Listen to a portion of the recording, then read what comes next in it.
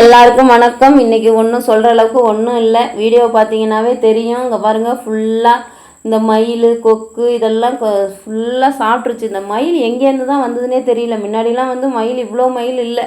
இப்போல்லாம் பார்த்தீங்கன்னா கொள்ளைக்கு கொள்ளை 50 மைல் 100 மைல் பறந்து வந்துடுது. சிட்டாக நம்ம கிட்ட போகிறதுக்குள்ளே பறந்து போயிடுது.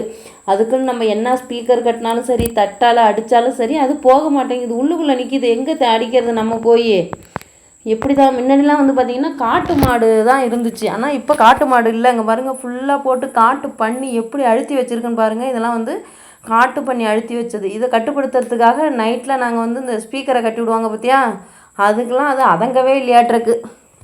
ஃபுல்லாக வச்சு மிதித்து அடிச்சிருச்சு பாருங்கள். ஃபுல்லாக போயிடுச்சு. நமக்கு லாபம் கிடைக்கிறதே 1 மூட்டை 2 மூட்டை தான் கிடைக்கும்.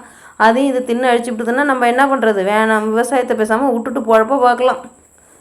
இங்கே பாருங்கள், தட்டை வச்சு அடிச்சுட்டே இருந்தோம். அவன்பாட்டிக்கு நைட்டு ஃபுல்லாக என்ன தான் அடித்தாலும் நாங்கள் அதங்க மாட்டோம்னு சொல்லிவிட்டு அது சாப்பிட்டது போக நம்ம மிச்சம் தானாட்டிருக்கு. நமக்கு வைக்கிறது தான் ரொம்ப மோசமாக இருக்குது.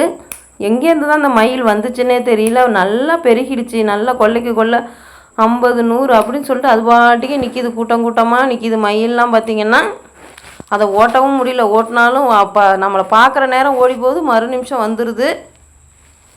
விவசாயம் பண்ணலாமா வேணாமா அப்படிங்கிற நிலமையில தான் போயிட்டுருக்கு. சரி, ஏதோ அப்புறம் பண்ணி தொலைப்போம், வேறு வழி இல்லையா அப்படிங்கிற இதில் தான். பிடிச்சிருந்தா வீடியோ பிடிச்சிருந்தா லைக் பண்ணுங்கள்.